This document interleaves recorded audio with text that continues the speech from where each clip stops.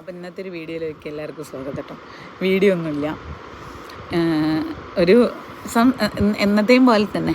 അപ്പം ഇന്ന് നമ്മളെ നാട്ടിലിപ്പോൾ ഇതാ കൂടുതലായിട്ട് ഇലക്ഷൻ പ്രചരണം തുടങ്ങി കേട്ടോ. അപ്പം നിങ്ങൾക്കറിയാം നമ്മളെ നാട് ഏതാണ്. കാണുന്ന സമയത്ത് നമുക്ക് എന്താ പറയുക, ചിരിക്കണോ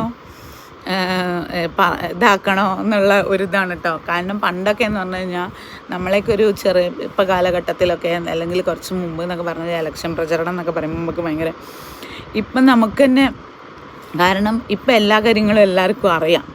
പക്ഷേ ആരും പ്രതികരിക്കാൻ പറ്റില്ല. പ്രതികരിക്കുന്നവൻ ഒറ്റപ്പെടുന്ന ഒരു കാലഘട്ടമാണ്. നമുക്ക് എന്ന് പറഞ്ഞു കഴിഞ്ഞാൽ നമ്മളൊരു മെഷീൻ പോലെ ഒരു തിരഞ്ഞെടുപ്പ് വരും, അപ്പം നമ്മൾ പോയി വോട്ട് ചെയ്യാം.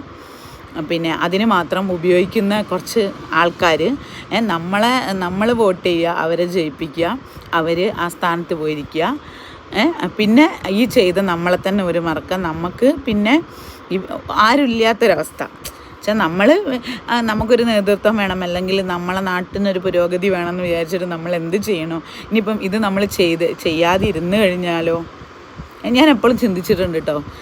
കുറേ പ്രശ്നങ്ങൾ ഓരോ ആൾക്കാർ ഭരിക്കുമ്പോഴും ഒരുപാട് പ്രശ്നങ്ങൾ ഉണ്ടാകുന്നുണ്ട്.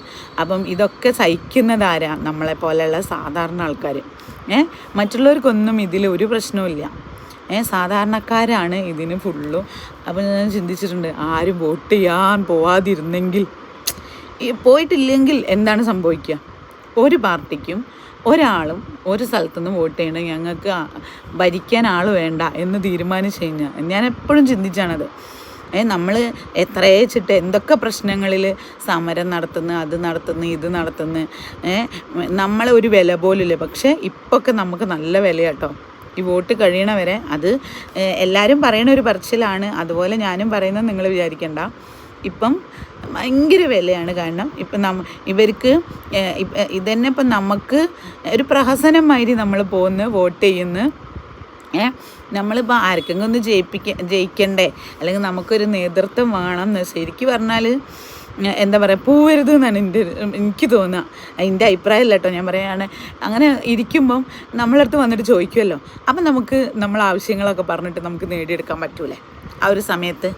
വരുന്ന രാഷ്ട്രീയക്കാരുടെ അടുത്ത് ഇപ്പം ചില ചാനലിലൊക്കെ കാണാം ചീത്ത വിളിക്കുന്നതും. അതൊന്നല്ല ചെയ്യണ്ടേ. ഇന്ന കാര്യങ്ങൾ ഞങ്ങൾക്ക് ചെയ്തു തന്നാൽ ഞങ്ങൾ വോട്ട് ചെയ്യുക, അല്ലെങ്കിൽ ഈ ഭാഗത്തു നിന്നൊരു വോട്ടില്ല, അല്ലെങ്കിൽ ഈ ഒരു ജില്ലയിൽ നിന്നൊരു വോട്ടില്ല എന്ന് തീരുമാനിച്ചു കഴിഞ്ഞ് കഴിഞ്ഞാൽ കുറേ പ്രശ്നങ്ങളൊക്കെ പരിഹരിക്കാൻ പറ്റുമെന്ന് എനിക്ക് തോന്നുന്നു. കാരണം നമ്മൾ ആരും എതിർക്കല്ല. നമുക്ക് ആവശ്യങ്ങൾ ചെയ്തു തന്നിട്ടില്ലെങ്കിൽ പിന്നെ എന്തിനാണ് ഇങ്ങനത്തെ ഒരു നേതൃത്വം ഭരണകൂടണമെന്ന് ഇത് ഞാൻ ചിന്തിച്ചതാണ് കേട്ടോ. നിങ്ങളിങ്ങനെ ചിന്തിക്കുന്നുണ്ടോ എന്ന് എനിക്കറിയില്ല.